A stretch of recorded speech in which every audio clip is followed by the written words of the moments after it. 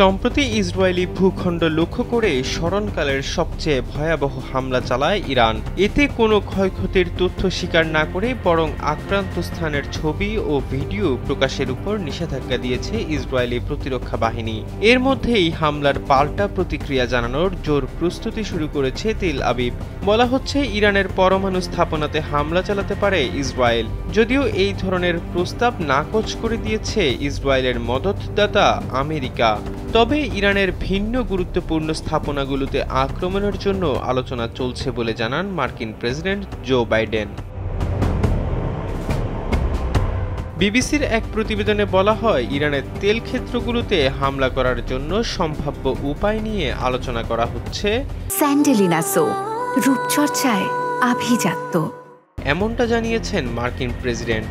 এই ধরনের হামলা তিনি সমর্থন করেন কিনা তা নিয়ে সাংবাদিকরা প্রশ্ন করলে বাইডেন জানান, সীমিত পরিসরে হামলা হবে বলে তিনি মনে করেন। তবে বিস্তারিত কিছুই বলেননি তিনি।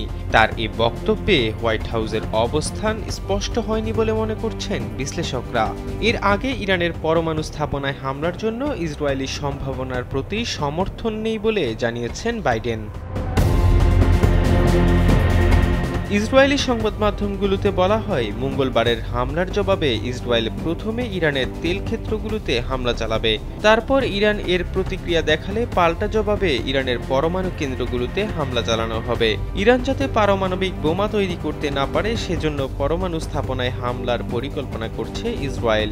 আর এই ধরনের হামলার এখনই সবচেয়ে বড় সুযোগ বলে মনে করছে তেল আবিব। বিবিসি জানায়, ইসরায়েল অনুমান করার চেষ্টা করছে তাদের হামলার জবাবে ইরান কি ধরনের প্রতিক্রিয়া দেখাতে পারে এবং তা কিভাবে প্রশমিত করা যায়। ইসরায়েলি প্রধানমন্ত্রী বেনিয়ামিন নেতানিয়াহু জানান, হামলার জন্য ইরানকে অনেক কড়া মূল্য পরিশোধ করতে হবে। অন্যদিকে ইরানের সশস্ত্র বাহিনীর প্রধান মেজর জেনারেল মোহাম্মদ বাঘেরি জানান, ইসরায়েল প্রতিক্রিয়া দেখালে দেশটির সবগুলো গুরুত্বপূর্ণ অবকাঠামোতে হামলার লক্ষ্যবস্তু করবে ইরান। এদিকে ইরানি তেল ক্ষেত্রে হামলার সম্ভাবনা নিয়ে বাইডেনের মন্তব্যের পরপরই বেঞ্চমার্ক ব্রেন্ট অপরিশোধিত তেলের দাম ৫% বেড়েছে। মঙ্গলবার ইসরায়েলে ইরানের বড় আকারের ক্ষেপণাস্ত্র হামলার পর থেকে এটি এখন পর্যন্ত 10% বেড়েছে। এহসান আব্দুল্লাহ, কালবেরা ডেস্ক।